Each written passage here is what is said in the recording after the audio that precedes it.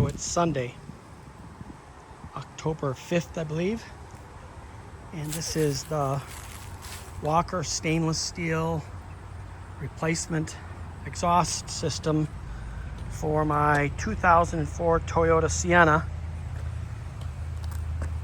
via Rock Auto. And you know, it kind of boggles the mind that this much weight and complexity of jig build can be shipped from India and to my door for under 250 bucks. Now Rock Auto gets a lot of my business, but there's some real crapula on their site, but I digress.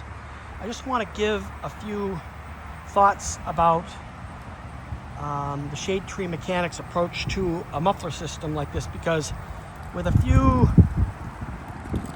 specialized steps, it doesn't have to be that intimidating. And I just want to point out the most difficult ones to address. Most importantly, that, you know, these pipes take an absolute ton of hammering.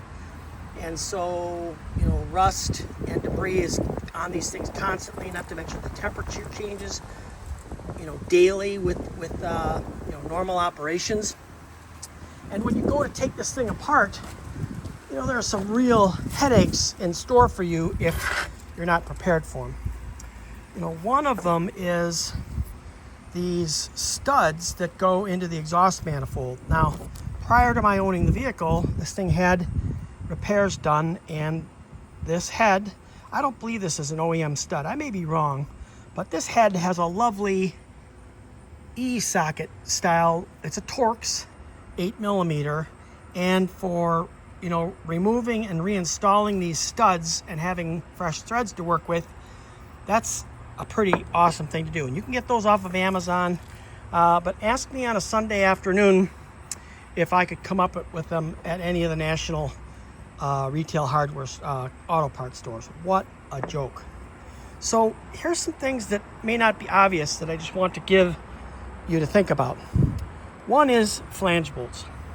This ends up being able to come through the flange on that, I guess it would be the Y pipe that connects to the flange on the exhaust manifold.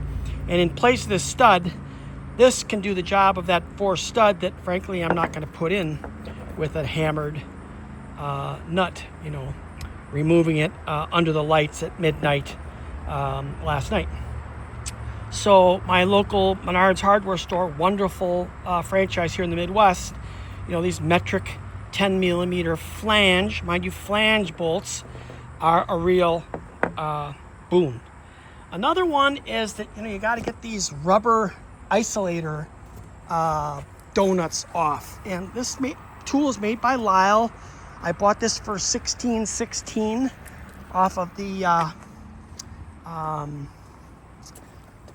Rock Auto site. And, you know, basically, when that rod is through this hole, that puppy there, when you squeeze, it just makes very, very quick work of getting these pipes free of these rubber isolators. So I'd highly recommend the investment in that purposeful tool for exhaust work. Another one is the spring-loaded, stress-relieving hardware that's on the catalytic converter. You know, if you've ever priced a catalytic converter, you know that they are not cheap. In fact, as much as the rest of this whole muffler system, and that rust is simply that it gets incredibly hot.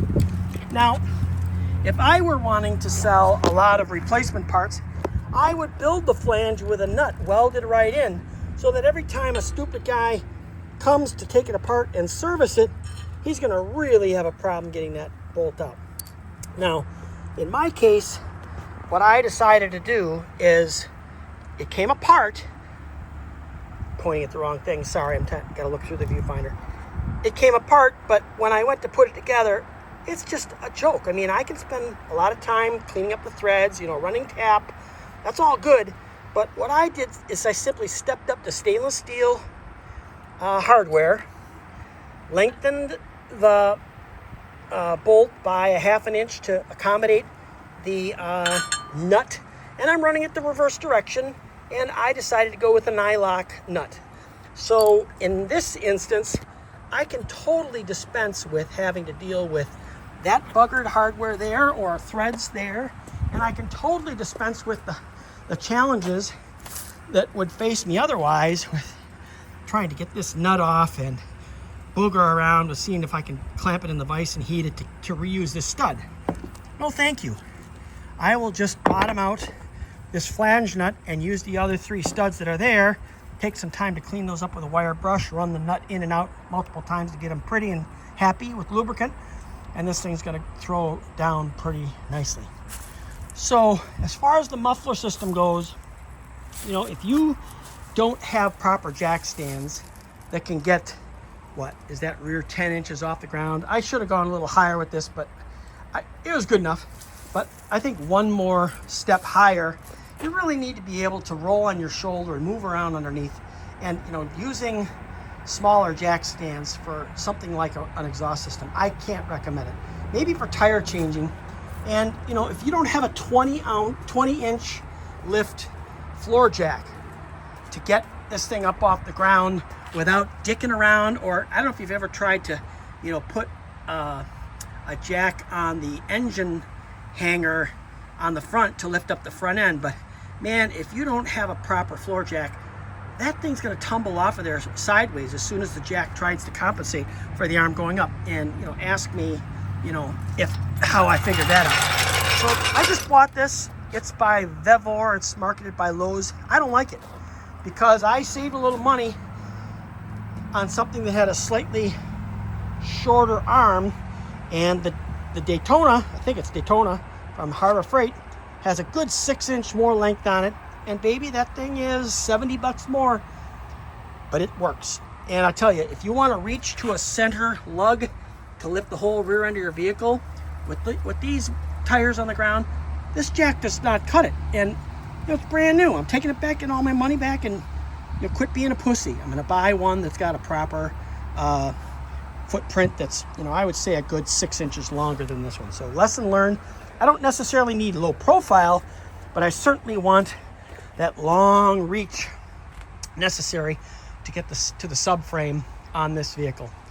So at $238,000 nearly, I've still got a stack of front suspension work to do on this thing.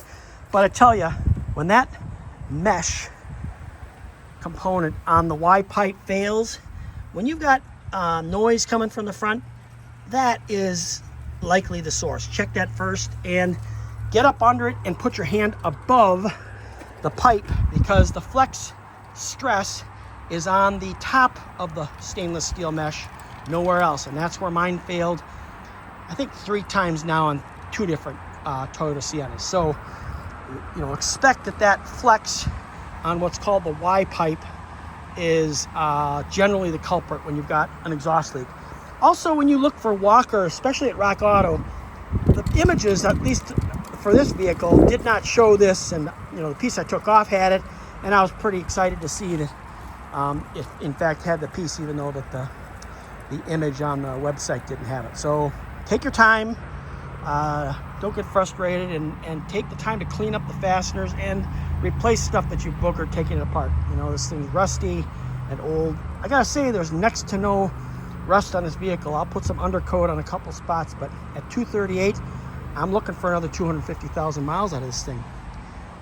From Dubuque, Iowa, my name is Clay.